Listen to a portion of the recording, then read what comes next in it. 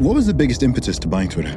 I was growing increasingly concerned that there was a lack of freedom of speech and freedom of expression.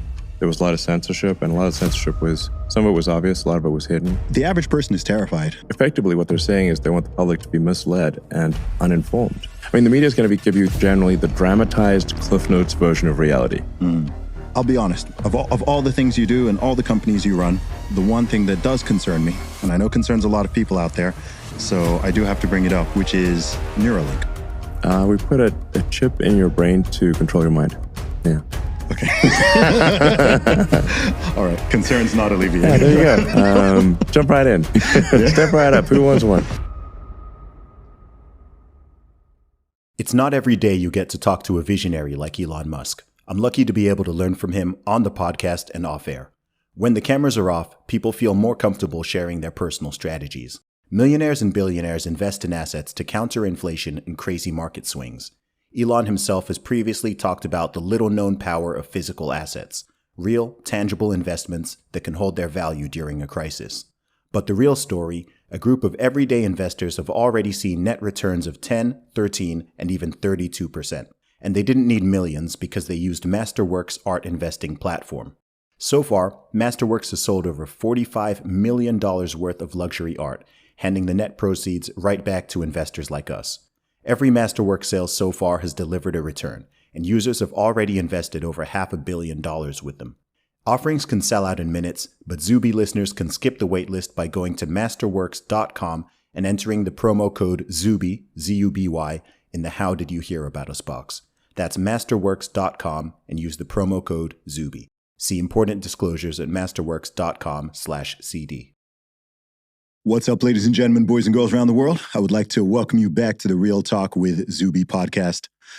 Today's episode, this is a glorious day. This is a magical episode. We have got on a legendary guest. Without further ado, the one and only Elon Musk. Welcome to the show, man. Thank you. So good to have you on. So good to meet you. Yeah, likewise. Good to meet you in person. I've interacted a lot online, but it's nice to be in person. Absolutely. First things first, man. How are you doing? Pretty good. I mean, there's got a lot going on, obviously. So I just got in from Starbase, Texas, and we're building the Starship rocket. So getting ready for another launch. Hopefully get to orbit this time. Probably be ready in about 6 to 8 weeks. That's awesome. That's awesome. First question I have to ask, of course, is just how do you manage this all, man? You do so many things, and just managing a single one of the companies that you do is a gargantuan task. So how do you even manage all this on a day-to-day basis? I mean, with great difficulty. I mean, I work a lot. And I have to say the last 6 months have been extra difficult because of the Twitter workload. I think things are reasonably stable at Twitter at this point. Obviously, Linda Yaccarino has joined, and I think she'll be a big help. And so I'll still be spending a fair bit of time at Twitter, but it won't be occupying as much time. Now that we're sort of financially more or less stable, it's not like an emergency situation. But we still want to rapidly improve the product, especially on the video side. And there's a lot of great things that are going to come out. Obviously, payments down the road, maybe later this year. And improving the direct message stuff, obviously enabling full encryption and video and voice calls, and just basically solving, if there's something you want to do, you can do it on this sort of X everything app, or you can leave easily and do it somewhere else. So you brought up X. X is something that you've been having in mind for a long time. Tell me the story. Years. Yeah, tell me the story about X.com. Well, I mean, way back in the day, the idea was for X or X.com to be an all-encompassing financial services company, or thought kind of in like a infinite information theory way to be the most efficient database for the information that is money. The way that money currently works is, from a practical standpoint, it's still mostly run on mainframes. That's still a thing for banks. It's mostly written in COBOL. It's still mostly batch processing. So actually, the financial system is very slow. It's not secure. You've got all these heterogeneous, complex databases. So if you have a real-time homogeneous database that is just like fundamentally more efficient and doesn't have all the expenses of bank buildings all over the place and bank branches and ATMs, which are increasingly kind of redundant, it can operate way more efficiently. And so essentially, if done right, the X would serve people's financial needs to such a degree that over time it would become, I don't know, maybe half of the global financial system. Wow. Or some big number. Okay. I'm not sure what the number is, but pretty big. So it would be by far the biggest sort of financial institution. But like I said, not really in the way that people are used to thinking about banks. Mm-hmm. Just the most efficient database for the thing that is money. Like I said, like least amount of fraud. Everything's real time. And if it involves money in any way, it can be dealt with seamlessly on one location. And then in addition, you've got the sort of social media element, which is also information. It's people sharing information of various kinds, whether it's text, video, pictures, voice, and so so both money and what we call social media are really information exchange. And I think there's potential there to make a product that is really quite compelling, that combines all these things, simplifies people's lives, is more, cost efficient for the average person. Mm-hmm. So, you don't have a minimum number of fees and whatnot. So, I think there's just a lot of potential to create some, like the ultimate app or system, website, whatever. I hear that. And so would the long-term goal be for Twitter to evolve into X over time so it would just be fully integrated? Yeah. I mean, I said at the time of the acquisition, like I could do this independently and create it from scratch. Or what I thought was acquiring Twitter would probably accelerate progress by 3 or 4 years, maybe 5 years. I hear that. What was the biggest impetus to buying Twitter? What was the thing that made you want to do that? Well, like I said, there is a sort of, for a long time, I wanted to do sort of the create X core. And so that was one element of it. I also thought that I was growing increasingly concerned that there was a lack of freedom of speech and freedom of expression, and that there was a lot of censorship, and a lot of censorship some of it was obvious, a lot of it was hidden. Yeah. And I thought that was really unhealthy for public discourse. So how are people, say, in a democracy supposed to make the right decision if they don't have the right information? Mm-hmm. If they're being misled or important information is being withheld, which obviously was the case, in the infamous, 100 Biden laptop situation. Everyone knows about that, but there are thousands of other smaller situations like that. Mm-hmm. So effectively, Twitter and frankly Google and YouTube and whatnot, Facebook, they put their thumb on the scale of elections worldwide, and they have done for some time. So, and a lot of times it's so subtle you don't even really notice it. Frankly, Google's might be the most pernicious in that it's very easy for them to just slightly derank a search. So it's on page like 4 or 5, if you're looking for something, and nobody ever goes there. So it's not gone. It's just not on page 1. Yeah. And the old joke used to be that what's the best place to hide a dead body would be the second page of Google search results. Nobody ever goes there. Yeah. So,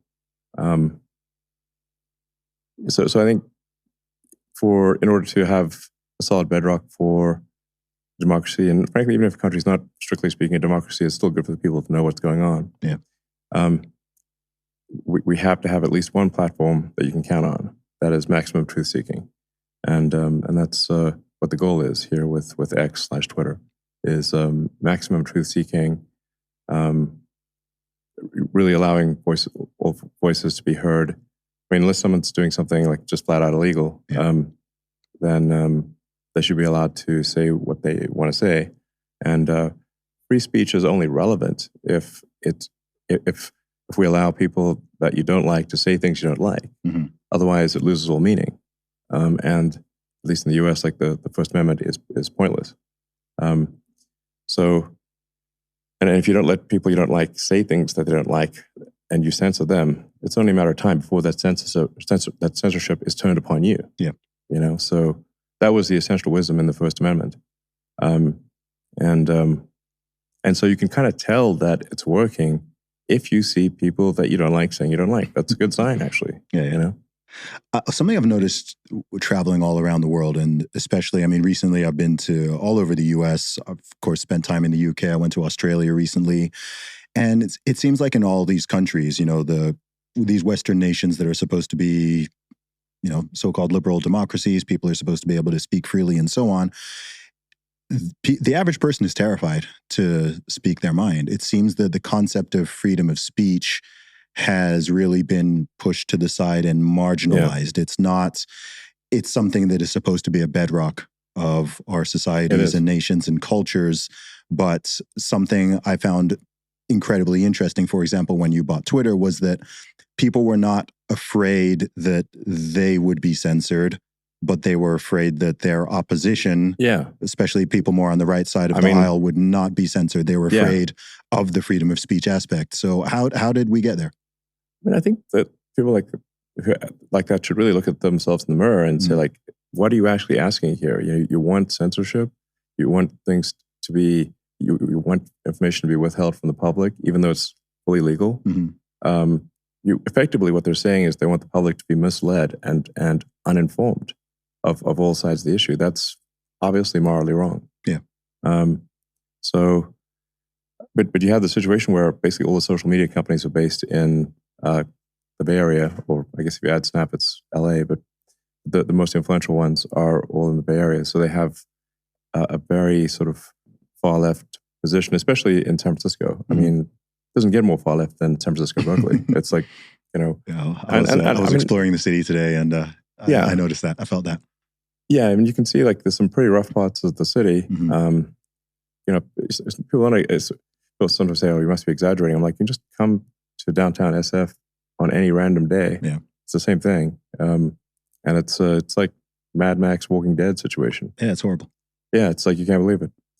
Now there are certainly still many nice parts of San Francisco, mm-hmm. but the fact that the downtown core is basically a dead zone, and frankly, some of the areas where there's just no people at all, I think might be worse than the parts where the zombies are, because it's actually bleaker. It's just empty. Yeah.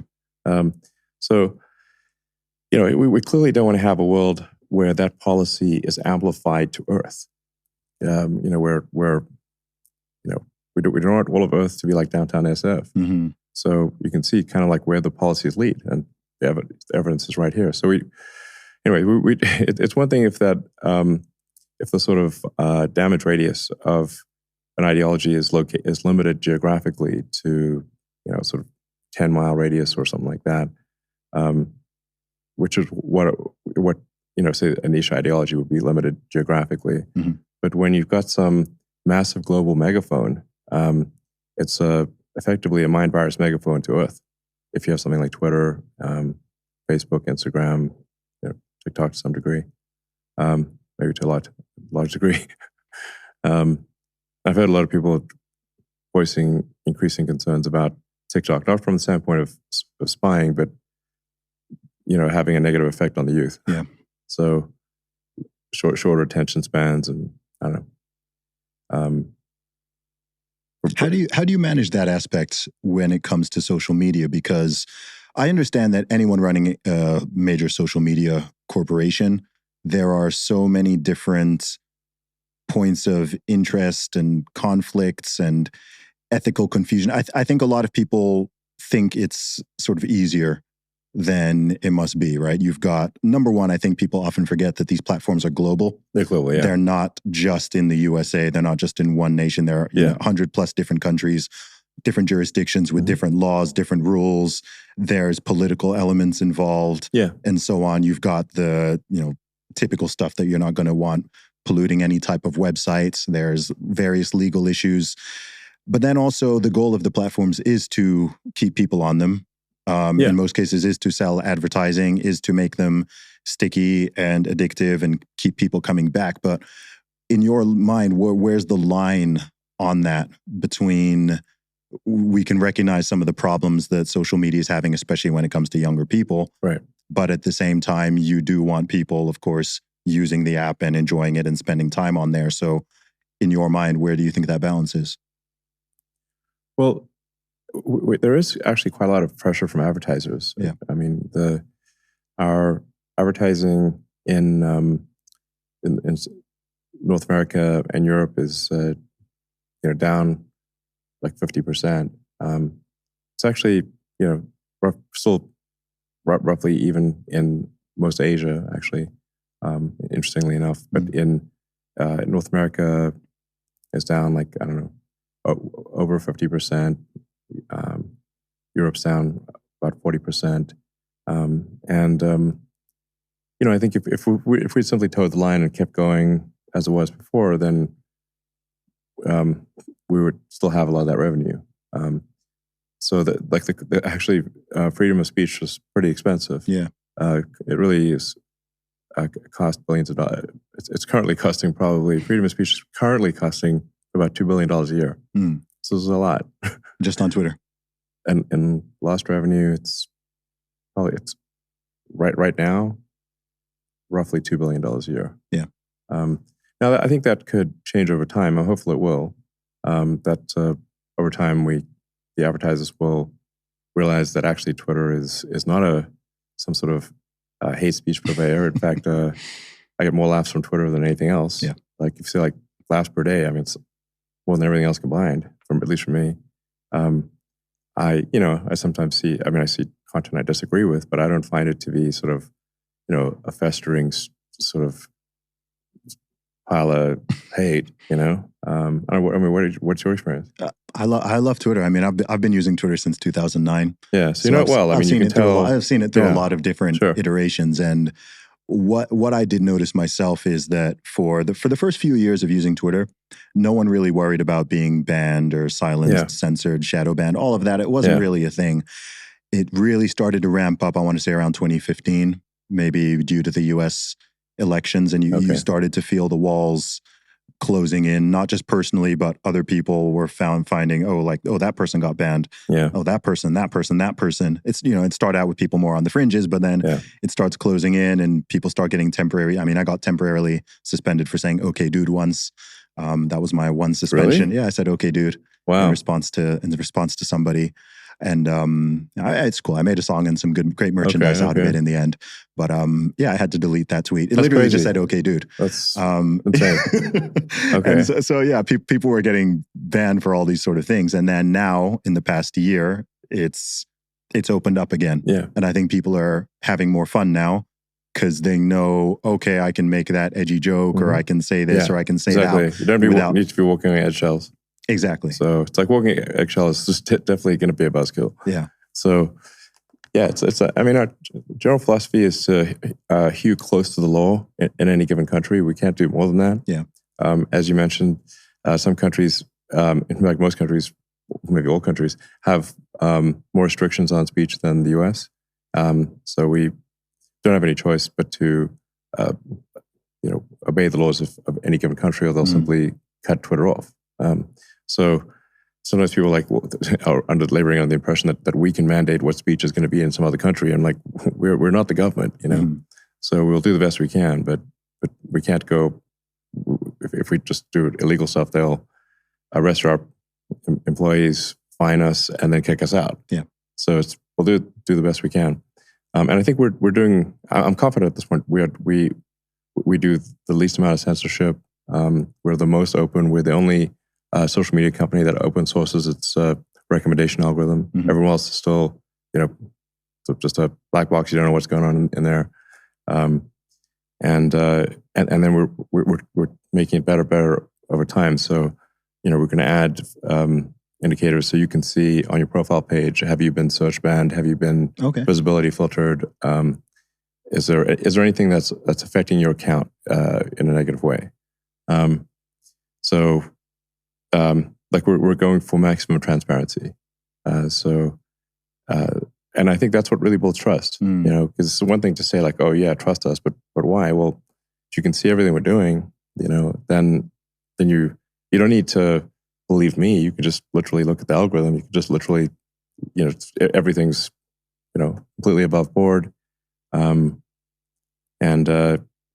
You know, it should be possible for actually independent third party to recreate the recommendations that they see on Twitter using our algorithm.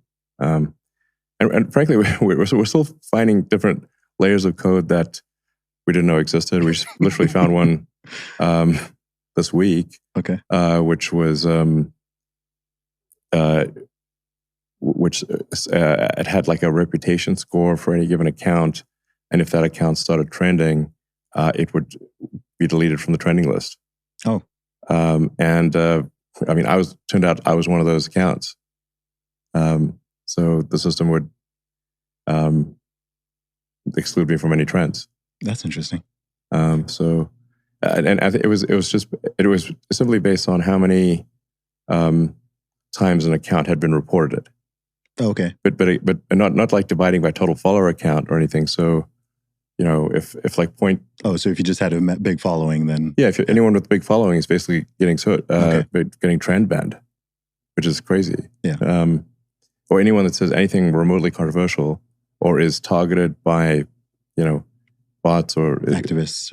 Is basically, it's very easy to sort of report spam an account, kind of DDoS an account with fake reports, and then the system would just say, "Oh, this account's gotten lots of reports, so they can't be in trends." Yeah. Were you expecting such a level of? I mean, of course, you've got massive public support and praise as well.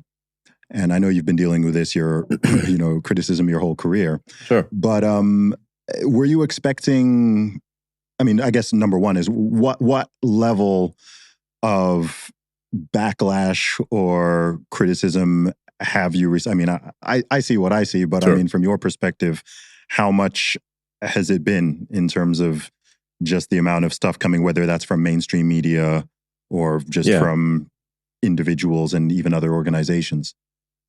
Well, I think it was really be hard to avoid the criticism of me. Frankly, it's like it's not like I'm not dying to get press. It's just my name gets a lot of clicks, and it's important to understand that the press is primarily a click maximizing machine, not a truth maximizing machine. And really, it's somewhat of a Darwinian exercise.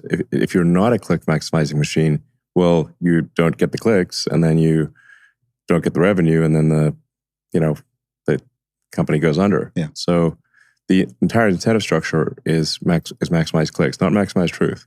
And so that's why you'll have sort of incendiary headlines that are like really way over the top, or because often the truth is boring and complicated, or it's certainly more like a sort of version of the truth that the media will put out will be more salacious. It'll be spicier than reality, and it'll be the Cliff Notes version. But the drama. I mean, the media is going to give you generally the dramatized Cliff Notes version of reality. Because if they give you the full thing, it's too complicated and going to bore people. And if they really give it too much balance, it really doesn't have enough controversy to get the click. This is the incentive structure, and so whatever you incent will happen. So that's the situation with the media, and the legacy media have had to deal with a shrinking advertising pie for a long time because Google and Facebook and whatnot have taken so much of the advertising revenue. So it's been they're happy about that. Well, it's been a struggle for the traditional media. Yeah. So that they've been forced to be click maximizing machines or die. How do you think that's going to play out over time? I mean, I think a lot of people recognize the problem with the sort of clickbait model. Like it's really a broken incentive structure that's leading to increased manipulation, ridiculous headlines. I mean, we see a lot. It's why it can be difficult to see the line between satire and reality now, because it's just gotten so goofy that you can't tell whether something is from the Babylon Bee or the Onion. Like many times. Or it's getting totally crazy. Yeah. I mean, there's been stuff about, fitness being linked to fascism and white supremacy, and bodybuilding is a fitness, really. I wasn't aware that that's what I was promoting. But. I mean, people should obviously be in good shape. It's just a matter of health and feeling good. And I should work out. I don't really work out much, but I agree. I think I agree with the idea of working out, and I agree with the idea of fitness, and it's just obviously a fundamental, healthy way to live. I mean, come on. I'm repping a t-shirt right now. I don't know if you can read that. This is the Get Jacksonated t-shirt. Okay, cool. So that's the movement. I'm trying to get everyone in the gym, get jacked, get Jacksonated. Our podcast today is sponsored by The Wellness Company. As you guys know, I'm always looking for the best health and wellness products to give me an edge. But if I eliminate businesses that have gone woke or forced vax mandates on their employees, there are fewer and fewer companies that I feel comfortable supporting. That's where The Wellness Company comes in. The Wellness Company was formed by a team of doctors who lost their jobs for speaking up about mandates and pushing back against lockdowns. They offer live telemedicine and a wide range of custom-formulated supplements to help keep you at your best. My favorite Wellness Company product is their Spike Support formula. It's the only product I've seen that contains ingredients researched to block and dissolve COVID spike proteins in the bloodstream. Taking daily Spike Support can bring better mental clarity and increased energy levels. Whether you're vaxxed or unvaxxed, it doesn't discriminate, and neither does the Wellness Company. Get back to that pre-COVID feeling. Go to twc.health/Zuby and use code ZUBY, that's ZUBY, to save 15% at checkout.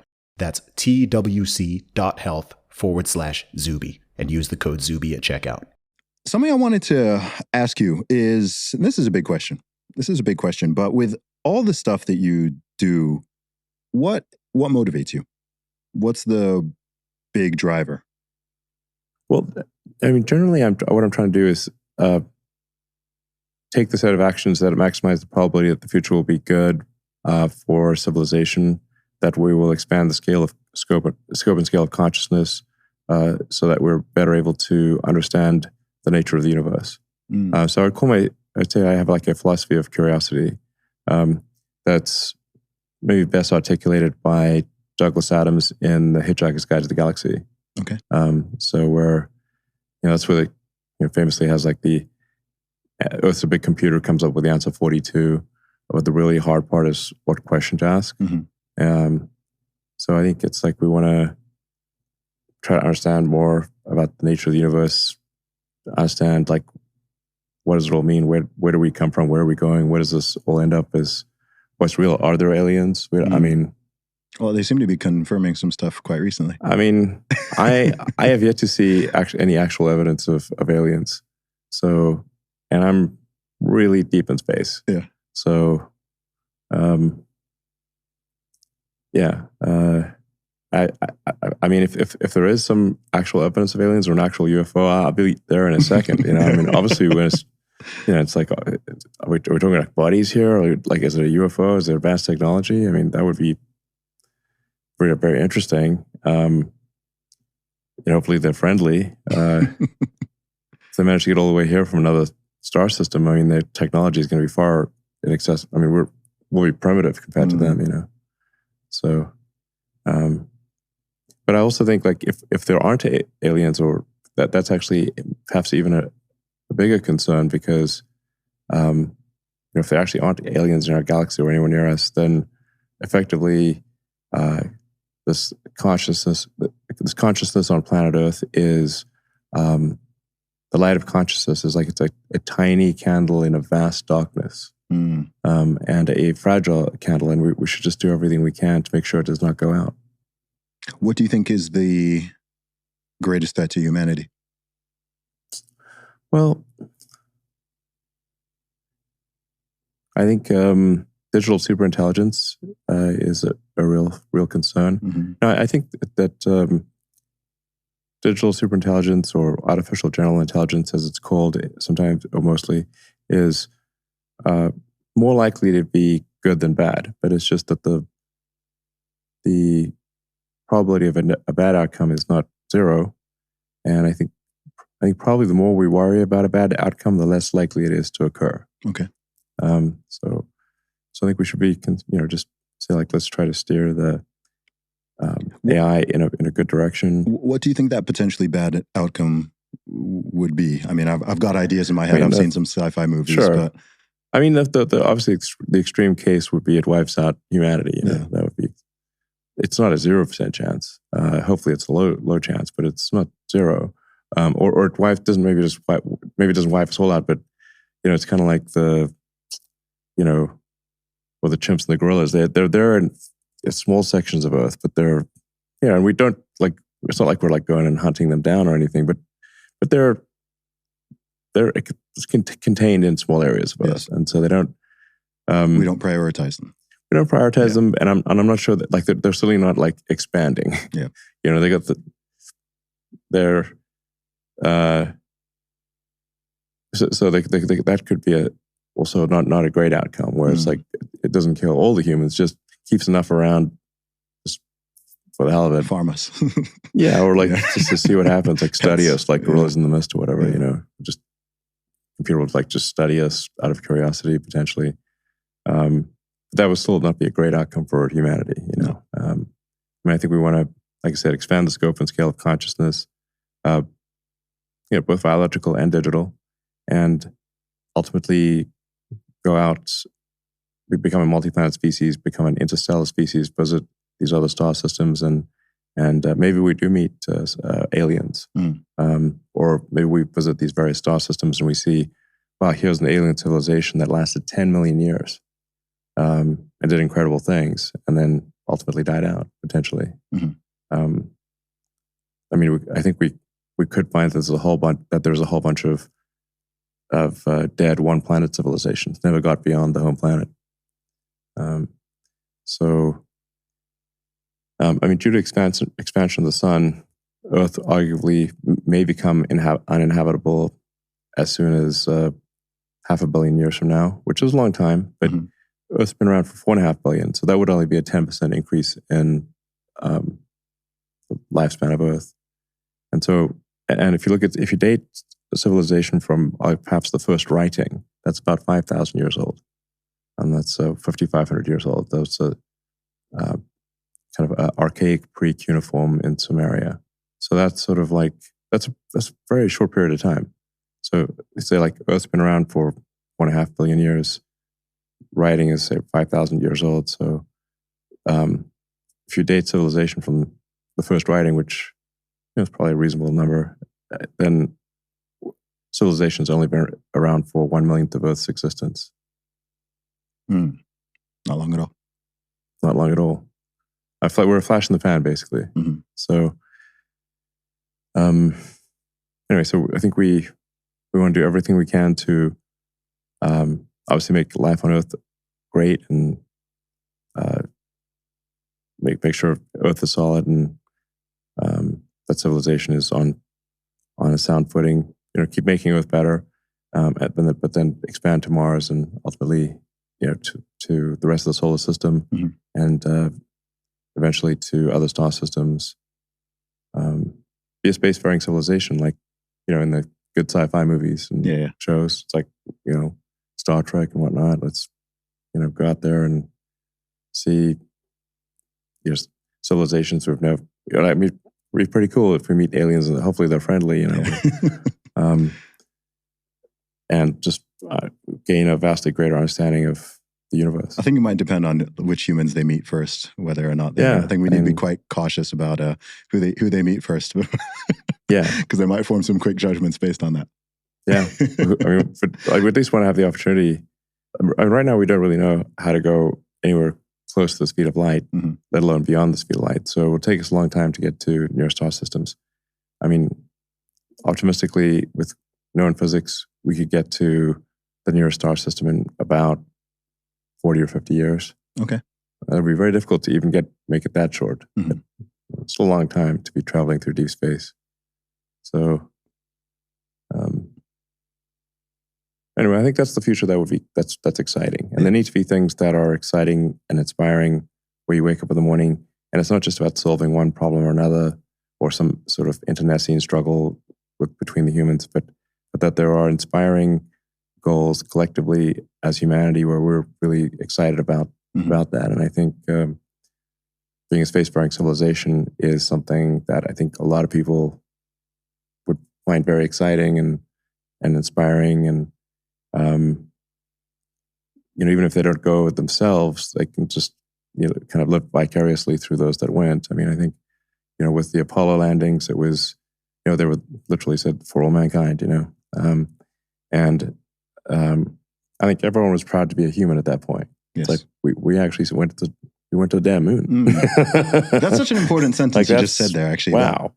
Yeah, you just said something there that's actually really important. You said people being proud to be human, and I think actually we increasingly live in a time where a big part of the problem is that that's not the case. Yeah. I think oftentimes people view it with a sort of nationalistic lens about people being proud to be American or proud to be British or whatever, and those people recognize that sort of patriotism seems to be declining. But I actually think, as a species as a whole, perhaps we're not feeling as optimistic about our own species as we should be. And I think that there's been a lot of fear, a lot of people living in constant fear, perhaps people feeling like the future is going to be worse than the present and even worse than the past in some ways. And I think that's causing a lot of psychological problems and having real impact on society and culture. Because if you don't think the future is going to be better than the present, then you lose hope. Totally. And it's important to have that spirit of adventure. Yeah, and I think also if people lose hope in the future, or if they have if they're pessimistic about the future, then they're also unlikely to have kids, in which case you get the civilizational decline. I mean, we just have, for most of both demographic collapse, like the birth rates were crazy low. Yeah. So we're certainly, I think, not expanding, and we're really going to contract pretty significantly. I mean, Japan last year had twice as many deaths as births. That's crazy. Yeah. So, I mean, every single Western country has a below replacement birth rate. Yeah, and just generally the trend is as soon as you get sort of urbanization, frankly, and unfortunately, education urbanization and education reduce birth rate. Yeah. So, and that trend will ultimately happen, I think, throughout the world. So, so that's why I'm, encouraging people like let's at least maintain our numbers. Like we don't need to expand in a crazy way, but it's at least maintain our numbers, maybe a little bit of growth. So, why do you think so many people think the opposite? I mean, you hear a lot of talk about I think the whole overpopulation thing is total rubbish. I think it's a massive psyop, and that's not true. But why do so many otherwise smart people buy into that? Well, I think to some degree this is a side effect of the environmental movement. Okay, so the sort of environmental movement, I think, started off well, where it was saying, look, we need to move to sustainable energy, which is correct in the long term. We do need to move to sustainable energy. It's tautological. If we don't move to sustainable energy, then it's unsustainable and we'll run out and civilization will grind to a halt. So we do need to have sustainable energy over time. There's obviously a concern with climate change. Although I'm of the opinion that while there is a long-term concern for climate change, there is not really much of a short-term concern. It's a very slow process, and I think we don't need to sort of be stopping people from farming or having cows or whatever. Like, this is crazy. This is and that's like small potatoes from an environmental standpoint. The fundamental thing from an environmental standpoint is if you've got billions of tons of fossil fuels, essentially, carbon in liquid and gaseous form or solid form in the case of coal, that's buried deep underground, and you move it from deep underground into the atmosphere and the oceans, you obviously change the chemistry of the oceans and atmosphere. And if you keep doing that for a long time, we'll eventually change the chemistry enough that there will indeed be climate change. But Earth is very big. and humans are small. Mhm. I mean, Tim Urban, I calculated that you could fit all the humans on Earth on one floor in the city of New York. On one floor. On one floor, yes. Now it'd be kind of wedged in there, but Yeah. Oh, okay. So if you just kind of spread them throughout the city, shoulder to shoulder, whatever. Okay. It's a like basically the cross-sectional area of humans is small. Like we think that there are a lot of people, and that's if you live in like London or New York, you'll be like, oh wow, there's a lot of people. But that's a very rare situation. Mhm. Most of the time, if you're flying, across the U.S. or internationally, it's empty. It's empty. Yeah, I mean, you fly from LA to New York. Most of the time, there's like you don't see anyone. No. Yeah. So, so like if you were trying to drop a ball on somebody's head while flying from LA to New York, you'd have a real hard time. You're gonna miss. It's just not a. We humans are not densely packed. They're.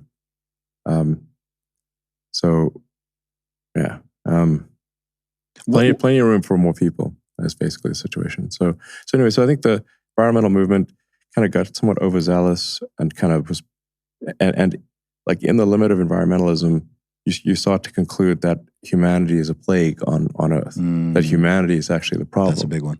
Yeah, and that's like obviously taking the environmental movement just too far. Mm-hmm. But there are literally people who believe this. They're like extinctionists. Yes. New York Times, some months ago, had an article, front page article with some guy who, and his quote was, "There are 8 billion people on Earth, and it would be better if there were none." That's dark. Yeah, I'm like, dark. Hey, buddy, you can start with yourself. Yeah. If you really want to, make a difference. How about take your own advice here? But that's like a crazy viewpoint. That's like literally saying, let's genocide humanity. Mm-hmm. I'm like, what? How can you say that with a straight face? That sounds like total madness. But people, like I said, in the limit of environmentalism, it sort of becomes like an ingrown toenail. It's sort of like, yeah, toenail's fine, but not if it's like warped and ingrown. It's just gone too far. Humanity is not a blight on the face of the earth. And frankly, even with climate change, life on Earth will still continue. The calamities that Earth has suffered where life continued afterwards, like gigantic meteorite impacts, super volcanoes, the continents drifting all over the place. There have been times in Earth's past where it's been like a total snowball or it's been absolutely sweltering hot. And, life, we had many extinction events, but but life continued. We don't see the dinosaurs now, but they've had a good run for 100+ million years. Mm-hmm. So even if there's catastrophic climate change on Earth, life continues. It just may not be the life as we know it. It may not be humans. It'll be something else. So what we're talking about with climate change is not a threat to all life on Earth, but really maybe a threat to humans and dislocation of humans if there's low-lying countries that the water level rises and now they're underwater type of thing. So, I think one just needs to strike the right balance by saying, like, look, over time we need to move to a sustainable energy economy, and we can't just keep taking billions of tons of carbon from deep underground and putting it in the atmosphere and expect nothing will happen forever. Yeah. But we also don't need to be alarmist about it and super negative and massively disrupt people's lifestyles. I think people can continue to live a normal life. Yes. And they shouldn't be guilty about being human or sort of, frankly, having a stake. It's fine.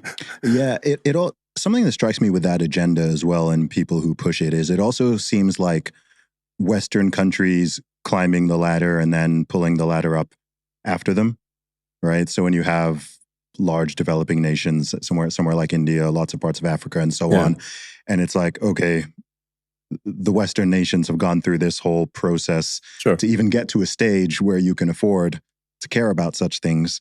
You've got other nations that are developing and they're trying to get up to the level of prosperity that, say, the USA has right now. And you want them to care about the environment, but it's like people are still poor. People are not going to care about the environment until they've got their basic needs met. Sure, So there's a sure. part of it where it's this, it's this sort of belief system that I think is very, what's the right term? It's almost like to use a Rob Henderson term, it's like a luxury belief, right? It's like, okay, it's all good for you to view things that way, but if you think about the average person in many parts of the developing world, they can't afford to be thinking this way. They still need to get up to at least the basic level that our countries are in.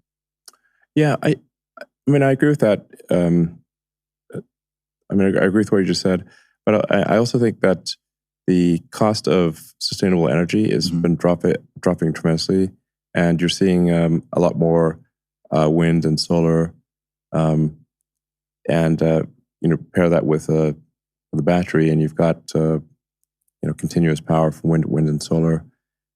That's actually very competitive, so cost competitive. Actually, one of the nice things about, say, solar battery is you don't need to run high power lines all over the place. You can have some localized solar battery situation on your house or factory building, or you can kind of decentralize the power generation. And I think that's actually better for people to have decentralized power generation, and also decentralized communications. Like a lot of places, they skipped all the sort of phone landline stuff and went to cell phones. Yes. In fact, a lot of places in the world have way better cell connectivity than Silicon Valley, which is bizarre. Yeah. So yeah. When it comes to the idea of underpopulation, what is your biggest concern about that? If there are not, you've said many times publicly that we need more people, we need more human beings. Yeah. What would happen if, this is not my perspective, but for the people who are there who do think, who do have this sort of Malthusian worldview, and they think that there's too many people and there aren't enough resources. Obviously. And he's been wrong for a very long time, but kind of like still comes back. Communism, it won't go away. Exactly. There we go again. So what's the greatest fear there? If people are not reproducing as they have been for most of human history, what's the greatest concern there? Well, I think it's like what we risk is a civilizational collapse. Yeah. So and somewhat of a depressing civilizational collapse. If the birth rate keeps dropping every year and population just keeps going into the sort of like negative death spiral, literally, then it won't die with a bang. It'll die with a whimper in adult diapers. I mean, that's a bleak end to civilization. So, I keep looking at the birth rate numbers, which are just like available online. It's not like it's basic facts, and hoping that the birth rates will turn around, and every year it gets worse. Yeah. What do you think could practically be done to help with that? Because a big factor in this is, I talk to a lot of young men and young women. I'm in my own position as well. Yeah, you should have and some kids. So I plan to. I will. Yeah. But due to from everything from social and cultural factors, economic factors, financial factors, a lot of young men and women, say the average 20-year-old or even 25-year-old, they find the whole idea of having children, bringing new life into the world, very scary because they feel like, hey, I don't have the money, I can't afford it, I can't even buy a house, I'm in debt, I'm struggling to keep my head above water, so on. So what do you think could practically be done in USA, Canada, UK, Europe, all these developed countries, South Korea, Japan, all these places where the, population is declining, birth rates are declining? I think it's one thing to recognize the issue, but what do you think can be done on a sort of practical, reasonable level? Well, I do think that like some of the incentive structure in a lot of countries is against having kids. Yes. Like it is expensive to have kids, especially if you want to sort of give them the best education and all that sort of stuff. So it's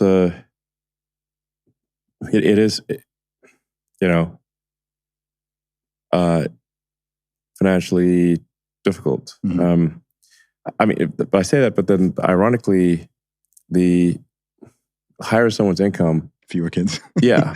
Yeah. So it doesn't totally make sense that you have an inverse correlation with income and kids. Mm. Where so I guess people may sort of think that, but it's not actually real. I think that the fears, there's these unjustified fears of like, well, if I have a kid, things are going to be financially terrible, and it's actually not true. It's just, I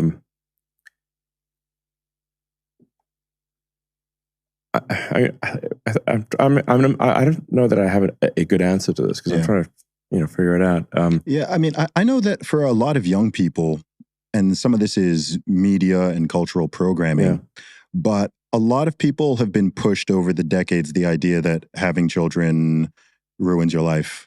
Right? That it takes away your freedom and your autonomy, and you can't have fun and do all this cool stuff, and you've got to just, I think the idea of parenthood, I think the solution is, I don't know exactly how to do this, but I think the idea of parenthood and family needs to be made cool. Yeah, it does. It needs to be made cool again. Yeah, absolutely. And I think people just don't understand, like, nothing will make you happier than having kids. It will absolutely improve your happiness level to have kids. Mm-hmm. And I mean, we're kind of like programmed for that. It's like, if we just say like in the old days where it's like, people were sort of like food was like short supply, you had plague, like, it's like trying to survive from one year to the next in the old days was like a big deal. Mm-hmm. And so, now we have, now that's kind of more or less normal that you would survive from one year to the next. So, we've become, I guess, complacent, but basically, if it wasn't rewarding instinctively to have kids, we wouldn't have them. Yes. I mean, almost none of the world was literate until not that long ago. So it's not like you'd like, oh, let me read a bunch of books. You kind of have to instinctively love having kids. Yeah. Otherwise, you can't read about it. And it's like, it's just don't read books. Yeah. So I think that's important to understand. You will absolutely be happier if you have kids. Absolutely. We're literally, we've evolved to have that, as all creatures have. Mm-hmm. I mean, you can take, say, like, I don't know, like a, an alley cat or something, or a bobcat, like some like wild creature that would normally be quite fierce and unfriendly. Mm-hmm. And like kill or eat anything it came across. But the moment it has, cubs or puppies or whatever, or kittens, it becomes that becomes loving mom. Mm-hmm. So like the cat that was really mean is like taking care of its little kittens. It's instinct. It's like, it's genetic programming. So people should really expect that if they have kids, they will improve their quality of life, not make it worse. Relationships end because honest communication stops. When couples are afraid to say how they're really feeling, over time, all the unsaid things build up and create an ice wall that ultimately causes the disconnect. Relationships end when people feel unsafe to express real emotions and desires. Don't let a good relationship go to waste because of a lack of communication. With the MoodMe app, you won't be left in the dark when it comes to your emotions or your partner's. MoodMe allows you to share over 400 moods, emotions, and desires with your partner in real time, making communication simple, fun, and super easy. It's the #1 relationship mood tracker on the market, the ultimate technological mood ring. So let MoodMe shine a light on your relationship and unleash your emotions in a colorful, creative, and safe way. MoodMe, there's a mood for that. Download the MoodMe app today completely for free, available on the App Store and Google Play. Just search for MoodMe, that's MoodMe. You've got a lot of kids? Yeah, I'm trying to set a good example. Awesome. Yeah. How has having kids made your life better? How does it make you happier? And how does it motivate and drive the things that you're doing? Well, I don't know. It's like, I think it's normal to love your kids. It's just kind of an automatic thing. And they've got this little creature that's depending on you to take care of it. And it's very rewarding to do so, I think, inherently. I mean, they're a lot of fun. But I don't know. You love them; they love you. It's great. Do you find being a father is a driver? Is that a particular driver and motivator for the way you think and the things the things that you're not trying to do, the things you are doing? I think it does motivate me to want to make sure that the future is going to be good for my kids, and sometimes people might say like, well, so sometimes I'm complimented and they'll say like, well, it's very magnanimous of you or altruistic of you to care about civilization. But I think actually, like, even if somebody's very selfish, you should still care about civilization because we cannot live in the absence of civilization. Mm-hmm. You cannot live alone. We cannot, if you want to know what being alone and without civilization is, just look at like Naked and Afraid. It's not, they don't want to. It's not. We all like actually hanging out with other humans. We all actually like each other more than we think. In reality, one of my sons, Saxon, who's sort of autistic, but he's kind of awesome. He's like an oracle of wisdom. He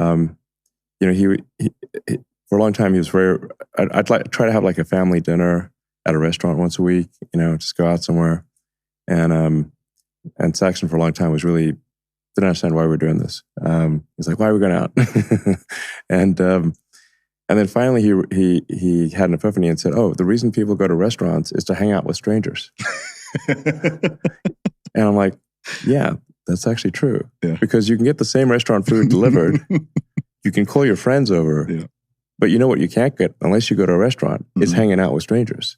So we actually like hanging out with strangers. Wait until he discovers nightclubs. Yeah, exactly. Like nightclubs. You go to a nightclub, you're like, a dark room with loud music. You can barely see anyone. It's music's loud, but it's still kind of fun. And you're just with a bunch of strangers, basically. Humans actually do love other humans more than they may think they do. And you look at like, say, what's like one of the worst punishments in prison is solitary confinement. Mm-hmm. And it's not like, if you're not in solitary confinement, the rest of the prisoners maybe not like the most awesome group to hang out with, but it's way better than being alone. Yeah, you're probably safer in there, but yeah, you don't want to be there. So humans love other humans more than they realize. Yeah. I've listened to a lot of your interviews, and a lot of stuff is about the sort of here and now. But I'm curious to know a little bit more about your journey. People see all the things that you're doing now with Tesla and putting rockets in space and buying Twitter and restoring free speech, trying to make humanity an interplanetary species. But tell me more. I went to South Africa for the first time just a few months ago. So I went to Johannesburg. I went to Cape Town. I know that's where you grew up and you spent your childhood. Mostly in Johannesburg and Pretoria, and for a couple of years in Durban. Okay, I visited Cape Town a few times, but didn't live there. Mm-hmm. Can you tell me a little bit more about the pre-super multiple CEO Elon Musk? Ultra. I had kind of like I wouldn't say, I really mostly sad and unhappy childhood, actually. It wasn't 100% bad, but it was pretty rough. And I lived in South Africa until I was 17.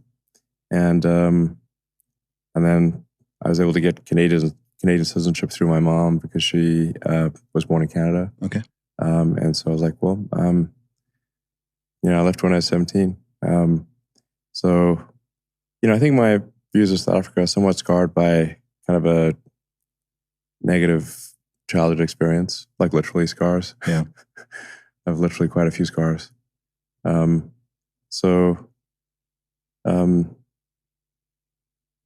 was tough. So there's certainly plenty of good things about the country, but my particular experience was not that great. So I hear that. Yeah. I know you one of your first projects was a video game called Blastar. Yeah. Am I getting that right? Yeah. Tell us about Blastar. Well, I always loved video games when I was a kid and computers. So the video games back then were extremely primitive, So I guess when I was about, I don't know, 10 or so, I saw like the first computer. I mean, I read a lot of books, and then I saw that you could actually have a computer, which is, I thought, like, wow, this is the best thing ever. It was a Commodore VIC-20. I think it had like 8K of RAM or something. 8K. Yeah. That's crazy. It was best. I thought it was the best thing ever. And so I got a book on programming, taught myself how to write computer programs. And then gradually progressed from the Commodore VIC-20 to the Sinclair Spectrum, which was actually a pretty brilliant little computer. That was a 48K computer that felt very advanced after the VIC-20. And then so I was just kind of programming, and you couldn't really get very many games. So I was like, well, I'll program games, play them myself. But it is interesting that the simple game that I wrote when I was a kid, and I think I wrote it when I was like 11 or something. And I did all the graphics and the music and everything. So primitive graphics, primitive music, but still.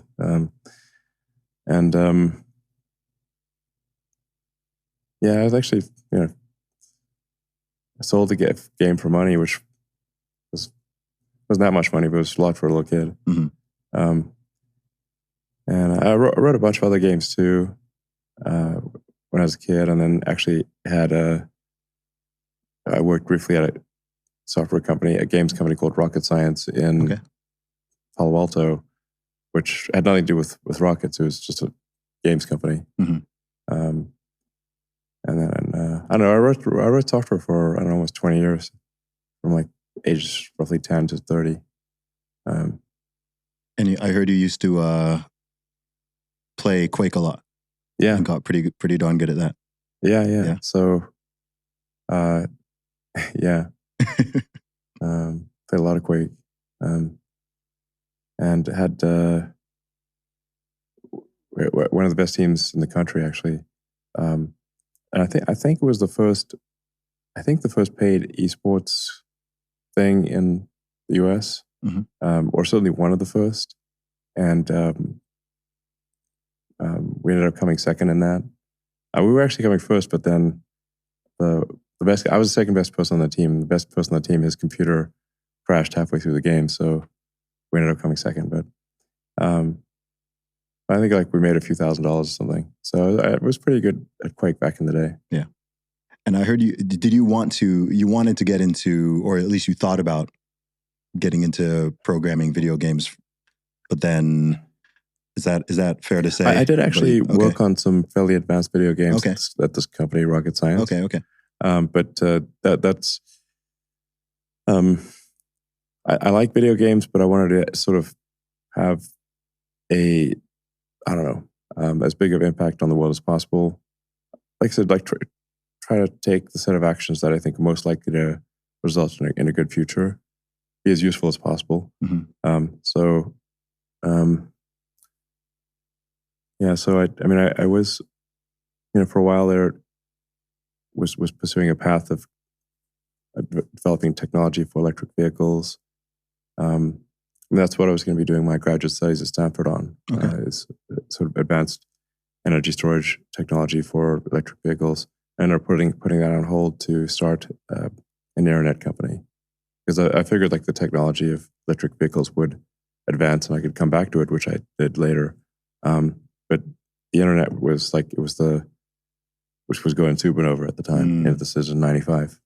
So I wanted to be part of building the internet, basically. What was your first impression of the internet? Because I think for young people now, it's like the internet. It feels like the internet's always been there. Yeah, and like, I think people forget the air you breathe or something. Yeah, I think people forget that. I mean, even within my lifetime, I remember when nobody had email addresses. I remember when people were terrified to put their credit card details online. When people thought selling books online was a dumb idea and this Amazon thing was never going to work. Like, that's all within my own lifetime. Right. So stuff has changed very, very quickly. But what was your first impression of the internet, and How did you so quickly realize its potential? Well, as we were talking about, I into computers from when I was even before I even had a computer. I was reading about them. So, so I had some like very early primitive computers, and then had a computer with a modem. So like dial into like a bulletin board or these various sort of very early pre-internet things, and then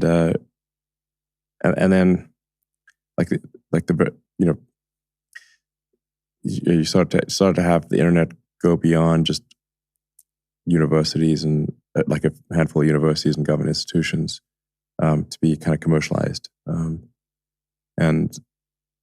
it was just growing exponentially. So the way I sort of visualized it was like the humanity was like acquiring a nervous system. Mm. So previously, information had to flow from one person to another.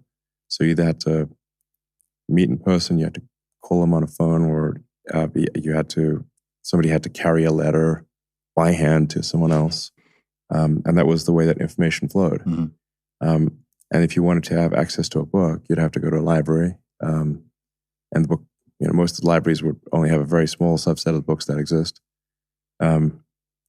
So access to information was very limited, and very slow.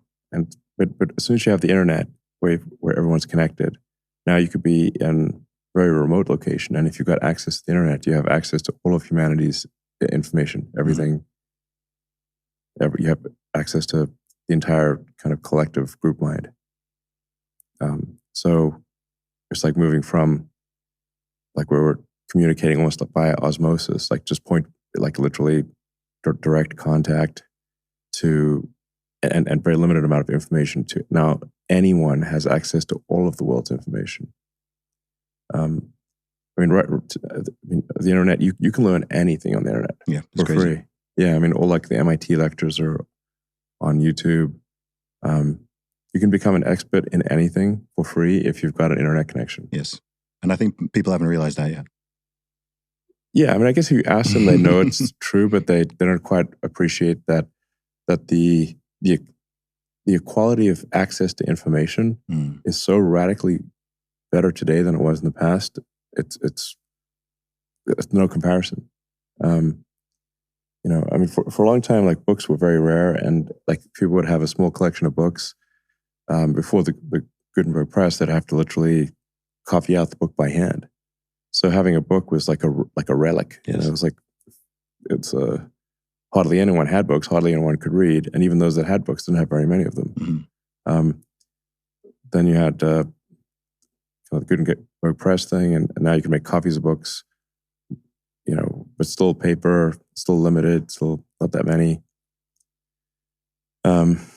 So we should be actually quite excited about the fact that there is this massive leveling of opportunity of access to information, because those that did have books in the old days would be, be like the lord of some, manor or something would have their library, but even that would be a pretty small library. Mm-hmm.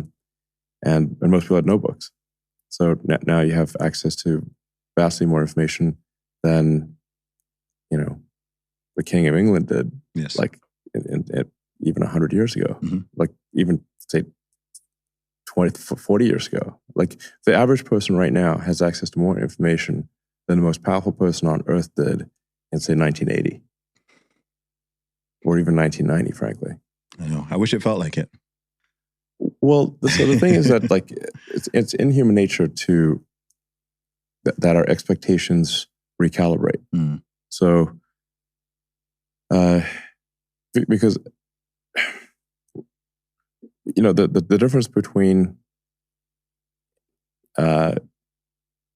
almost any part of the world, really, unless it's actively at war, versus like having to survive by yourself or with a small group living off the land, it's like our quality of life basically is so dramatically better than the past. You have to say, well, why aren't we happy? It's because, or sometimes why a lot of people aren't happy is that we just keep recalibrating. We keep setting our expectations higher. We keep moving the goalpost. Yeah. So it's, keep moving the goalpost, keep recalibrating, then you just naturally will always be wanting things to be better than in the past. It's kind of like our, as the saying goes, like happiness is reality minus expectations. Mm-hmm. But if our expectations keep rising, then reality has to keep rising too. So overall, I think people should be more optimistic about the future, and I think should recognize that our life today is vastly better than it was in times past. Actually violence on average is much lower than it used to be. Oh yeah. War is rare. Mm-hmm. I mean, we have war in Ukraine, but it used to be like there would be war everywhere. Yeah. Even just look at the past century. Yeah. I mean, it's crazy. Well, the last century was insane. Yeah. It's now rare for there to be war. Yeah. Yeah, I think people lack perspective and gratitude with all those things that you're saying. And I think that if people had more awareness of both history and how far and how quickly human beings have advanced and how much things have gotten better, even if you just take something obvious things, poverty, childhood mortality, women dying in childbirth, access to education, that's a huge issue. I mean, it used to be literacy. Yeah. People were used to just be getting taken out left, right, and center. Mm-hmm. It was very normal for, a quarter or a third of children to die before they reach age 5. It was very normal for young men to be going off to war and being brutalized and killed in all sorts of horrible ways. Yeah, in fact, Napoleon said every French woman has to have 6 kids. 2 will die two will die as children, 2 will die in war, and then 2 more to continue France. Wow. Yeah, and that's France. Yeah, and it wasn't that far wrong with all the Napoleonic Wars and stuff. Yeah, I just think that because of that, I think with a lack of perspective comes a lack of gratitude. And then no matter how comfortable someone's life is, no matter how good things they are, even if they're in good health, no one around them is sick or dying, whatever, and they're still just feeling down and sad. And I think if they could just reframe that in their minds, then I think people would be a lot happier. Yeah, absolutely. I really encourage people to be students of history. Yeah. I mean, there's some really good podcasts out there that are very compelling. Podcasts. There's like this Explorers podcast that's really interesting, like of the early sea voyages, and how like everyone was like dying of scurvy. Oh gosh, because they didn't even know vitamin C was a thing. Basic stuff, yeah. Yeah, and then they finally figured out, okay, vitamin C is a thing. Yeah. So,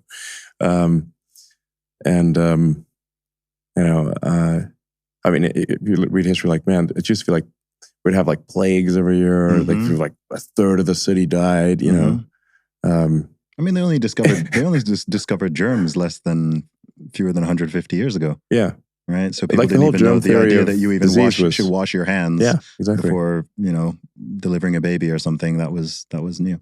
Yeah, the germ theory of disease was opposed for a long time by the medical establishment. Mm-hmm. It's like actually worth noting that, like, literally the official line was germs are fake. Yes. And the doctors are clean. So yeah, doctors, exactly.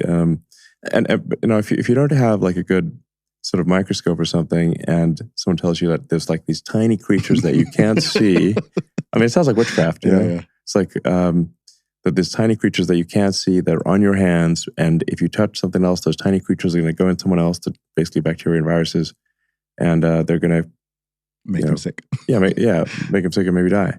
And they're so small you can't see them. Like once you get microscopes, people are like, okay, I see like little things wiggling around. Like I don't know what those things are, but they don't look good. But for a while they were like, they're like, this is preposterous. You're trying to tell me little tiny things that are this small are the real reason we're getting ill, as opposed to like, bad spirits or something. Like because they would just think that there was like bad air or something. It's like, this place is cursed, Too much blood, stick some leeches on. This place is cursed. That's why we get ill. It's like, or maybe it's got some bacteria. Yeah. So yeah, it took a while. They put that for a long time. And we didn't even figure out like antibiotics until last century. Yes. So yeah, because in World War I, yeah, I believe so many more people men died of infections than died from actual wounding. Yeah. I mean, if you're sitting there in a trench covered in mud and blood and you get a scratch, yes, I mean, that scratch is probably end of you, you know? Yeah. What's the name of that movie? The one that was like all filmed in one take? The World War. Is it 1917 or 1917? I think that's it. Yeah. That movie just made me like, gosh, I'm glad that I did not have to deal World with that. War I was some next level slaughter. Yeah, it was brutal. Yeah. I wonder, do you ever wonder what the things are? You know how we can look back at something like, you know, the germs, which seems very obvious now. I wonder what the things are that are happening right now that people are getting sick from and dying from, that 100 years from now, people are going to look back and be like, wait, they didn't know that? How did they not know that? Well, really, the probability of death at this point, I mean, unless someone's engaging in very dangerous activity, is low. So our lifespans, we're really reaching pretty much the end of our natural lifespans.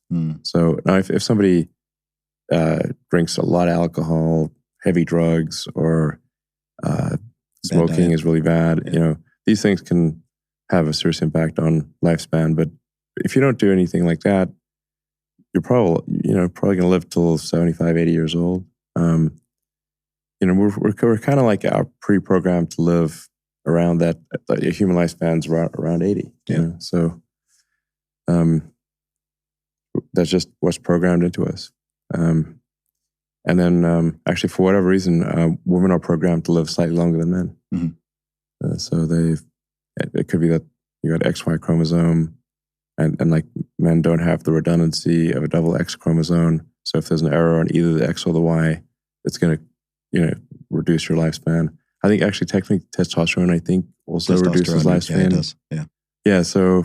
And then we also do a lot of really stupid stuff. We do a lot of stupid stuff, but the statistics are very clear. I think it's everywhere in the world. Women live longer than men, even if you account for war and adventure sports. And what's really interesting as well is that the probability of a male child being born is slightly higher. It is 51 to 49. Yeah. So it's interesting that it actually accounts for that. Yeah. It's just men are more likely to die at every year of age. Yeah. Literally, from a baby to when you're old. At every stage of life? I believe it's at literally every stage of life. I didn't know that. Yeah. That's interesting. Tell me more about, so I'll be honest, of all the things you do and all the companies you run, I think it's all awesome. The one thing that does concern me, and I know concerns a lot of people out there, so I do have to bring it up, which is Neuralink. Sure. So firstly, can you explain what Neuralink is and what the goal of it is? We put a chip in your brain to control your mind. Yeah. Okay. All right. Concerns not alleviated. Yeah, there you go. Jump right in. Step right up. Who wants one? No, so Neuralink, you'll be able to see Neuralink coming from a very long distance, because any device that you implant in a human you have to go through so many tests. It moves very slowly. You just do a few people at a time, and then you go to extreme lengths to prove safety. You have to go through the FDA approvals. Like, we're not trying to sidestep any, regulatory approvals. We're doing everything, by the book, and with maximum. We're going far beyond what the requirements are of the FDA from a safety standpoint. Mm-hmm. And the initial devices will really just be pretty basic. It'll be about restoring functionality to people who've lost their connection between their brain and their body. So you can imagine, like, if, say, Stephen Hawking could talk or communicate as fast as somebody with a fully functioning body. Mm-hmm. That would be amazing. So that's like what we're trying to do.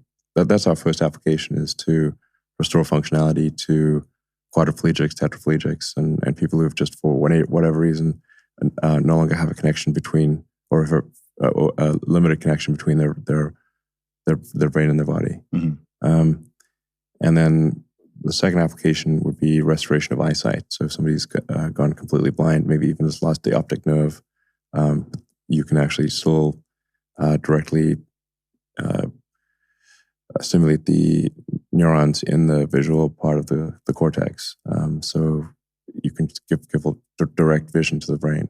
In fact, you could actually, depending upon what cameras you use, you could actually see in different wavelengths. Okay. Like Geordie LaForge from you could have that I actually watched an episode of Star Trek Next Generation with special effects compared to what we're used to are not that great, but he's got the wraparound, glasses, and he can see in different wavelengths.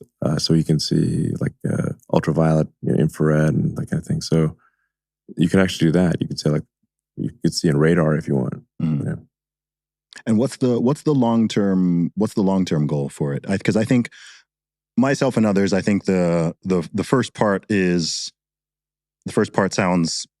fine. Sounds good. That's hard to argue with. Yeah. But long-term, I think the concern that people have is this just leading us into this dystopian transhumanist future? Where does it go? What are the ethical boundaries of it? Well, the thing I wanted to emphasize is that it's not going to sort of pounce on us overnight. You'll see it coming. It's going to be very slow. In fact, I really think that artificial general intelligence or digital superintelligence is likely to arrive before we have really advanced neural links. At least that's where the trend is right now. So, but ultimately, the idea would be to achieve a symbiosis between our biological mind and our kind of digital mind. So we're already kind of a cyborg if you think of your phone and your computers as an extension of yourself. In fact, if you leave your phone behind, it's like you have missing limb syndrome. You're where did it go? So the phone is a kind of an extension of ourselves. Like computer is. The various applications that we use are already an extension of self. So we are already a cyborg. It's just that the interface is with our eyes and our fingers. Yeah. And that interface, especially output, the rate at which we can type words into a phone or a computer, it's very slow. Our input is much better because with the data rate from vision is, I don't know, many thousands of times, maybe 1 million times better than the rate at which we can output. So input is maybe, I don't know, roughly 1 million times better than output. And so what a Neuralink device can do is improve that bandwidth, allow you to be sort of much more symbiotic with the AI extension of yourself. So you can think of like a human brain really could be arguably divided into two parts. One is kind of like the primitive brain, the reptile brain, it's sometimes called. It's like a sort of basic instincts, and then we've got the cortex, like the higher level thinking, planning, and that kind of thing. But the two operate symbiotically. So I haven't yet met anyone who wants to delete their limbic system or delete their cortex. Everyone's quite happy having both. Yeah, they're like, oh, I like it the way it is, But your cortex is way smarter than your limbic system. But the irony is that even though the cortex is way smarter than the limbic system, most of what it's doing is trying to make the limbic system happy. It's like limbic system's hungry. Okay, let's get some food. The limbic system is horny. Okay, let's have sex or whatever. The sheer amount of effort the cortexes of all the humans have put into trying to get laid is insane. That's got to keep the species going. Yeah, but not even if it's not for procreation. Like the limbic system is really too simple to understand that sex does not result in procreation, because for almost all of human existence that it did. Birth control is a very recent thing. So the limbic system is trying to incent procreation, and but now we can effectively hack the limbic system by doing procreation, by having sex without procreation. So, which is, I guess, maybe part of the issue with why do we have more kids? Is in the past it would just happen because in order to make your limbic system happy, you'd have sex. You didn't have birth control, so if you pop out some kids. Yes. So that's how it used to be. So even though you've got a cortex that's way smarter than the limbic system, the cortex is still basically just trying to make the limbic system happy. And then if you think of like the computers as a sort of a third layer, the AI as a third layer, it's not necessarily the case that the AI would be acting contrary to our interests. I think if it's closely linked with our biological intelligence, I think it could actually be just sort of like, again, trying to make the cortex happy, which is trying to make the limbic system happy. So I think we'll put even more computing power into trying to get laid, basically. Now the AI is going to help you get laid. I think what it is that concerns people about it, number one being new, but I think the main thing is the fact that this is something that's like inside your body, right? I think the idea of putting a chip in, the idea of someone putting a chip in my brain, I just have I have a visceral no, right? Like I have a very visceral reaction. It's an optional thing. I mean, we're not going to. Would it be though long term? I hope so. I think it should be optional. Yeah, it'd be bizarre if it was not. No, I think it's kind of like how. The reason I ask is because smartphones right now are sort of optional, but if you don't have a smartphone, the way everything is sort of designed around society, you can not have a smartphone, but it's a massive hindrance and disadvantage in many ways. True. A smartphone is almost essential in a modern society to do things. Yeah. So could a Neuralink end up in that same sort of place? It's possible, but I'm just saying, if it does, it's many decades from now. So it's not like, it's not today's problem. Yeah. I'd worry a bit more about digital superintelligence. I'd worry about, let's try to avoid World War III. Yeah. Let's make sure we're at least having enough kids to sustain our population. Basic stuff like that. Yeah.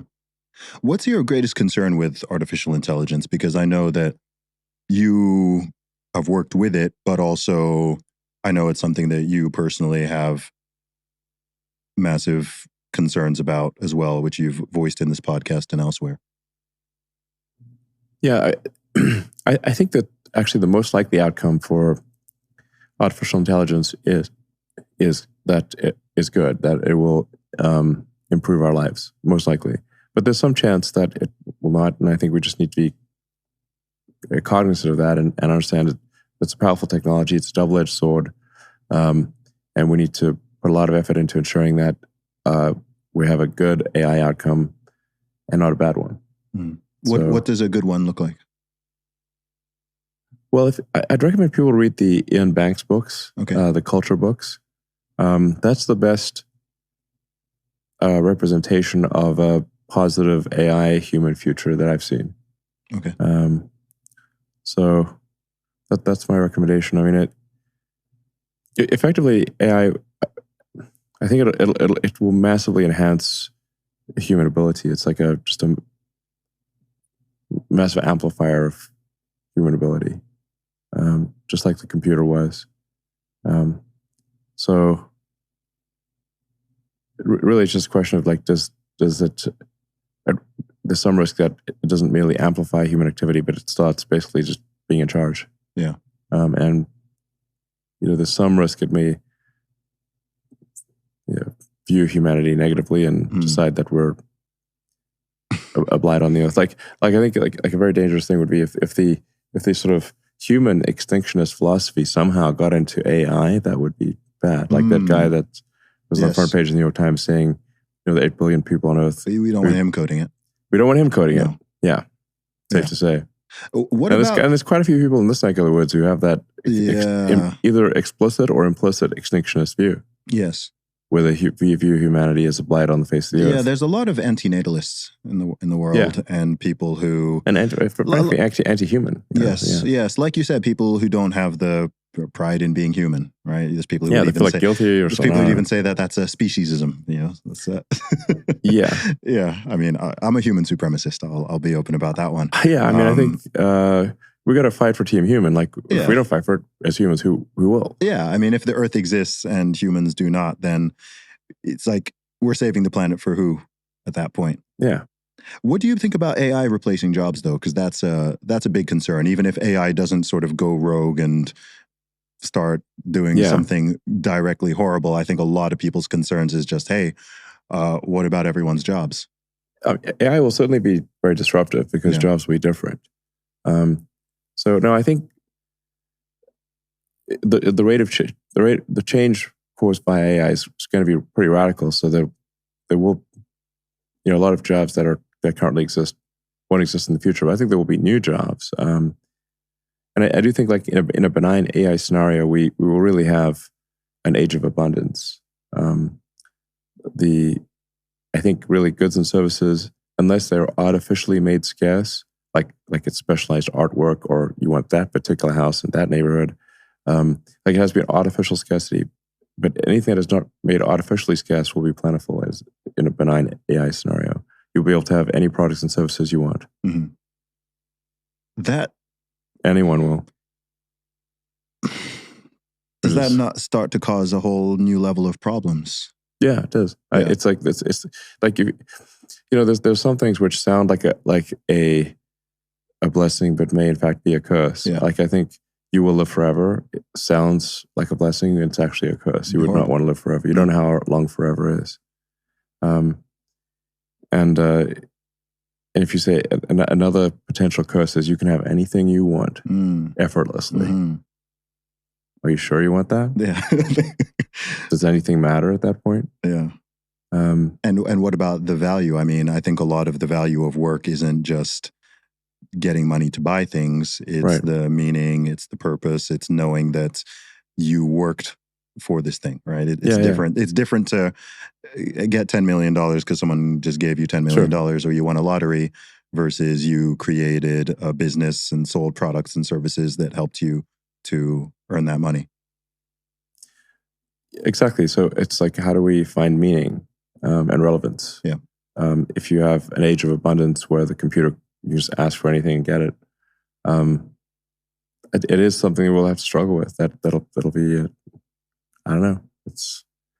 I think that's kind of most likely where we're headed, is an age of abundance. But it will definitely cause some existential angst. What are you most optimistic about? In fact, if I should say, for a Neuralink device, I mean, part of what I'm hoping is here in a benign AI scenario, like how do we even go along for the ride? How do we even understand the AI? Okay. Like if you've got some sort of, incredible intelligence, unless we do sort of effectively have better symbiosis, increase the bandwidth to the AI extension of ourselves, effectively augment our human intelligence substantially, we may not even be able to appreciate the wonders that will exist in the future. Like, how do you even go along for the ride and appreciate the, potentially amazing things in the future? Yeah. What keeps you optimistic day to day? You're a busy man. You're running all these companies. You've got a busy family life going on. You've got praise, criticism, love, hate flowing in all different directions. But number one, two questions actually. Number one, how do you stay sane and grounded with it all? Because something that's always... What makes you think I'm sane? I think you're certainly grounded. And I think you're grounded. Honestly, I mean, the fact that we're sitting here and that, you interact with so many people. I mean, let's be honest, if 99% of people were in your position, they wouldn't be doing what you're doing on any level. You're there on Twitter, you're cracking jokes, you're posting memes and responding. I mean, if it's you're who you are, but you're also... You strike me as a normal guy who's doing extraordinary things rather than someone who's just completely, like, I don't know, out there and I couldn't even have a conversation with, So that's what I mean by sane.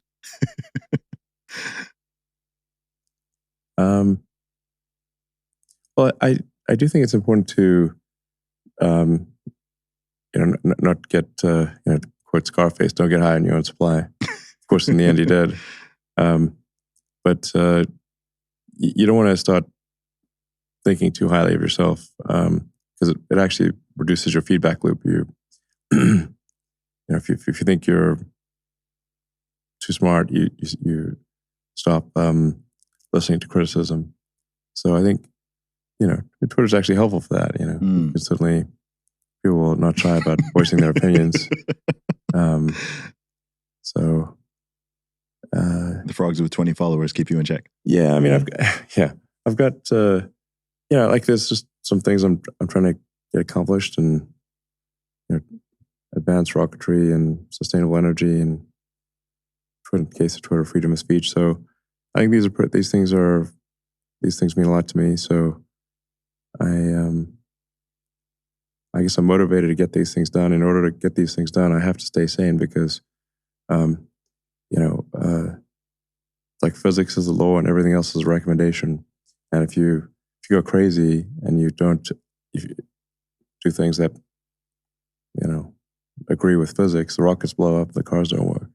So physics is a harsh judge. It's you get the engineering and the math right, or you don't, and it doesn't work if you don't. So you have to stay grounded in order for the technologies to actually work. I hear that. Ilon, very, very grateful for you taking the time out for this conversation. I want to say, I mean, I said this on Twitter, but I want to say it to your face. I massively admire and appreciate what you're doing. A massive thank you from everyone who has been dealing with the nonsense on Twitter, who's managed to get their accounts back and be able to speak freely and all that. I want to say that. But honestly, I think what you're doing is awesome. You're a huge inspiration. I know that in this age of criticism, people don't like to tell people, hey, you're doing a good job. I want to encourage you. I want to uplift you. So I want to do that. And God bless you. Well, thank you. Appreciate you, man. Thank you. All right. It was a pleasure.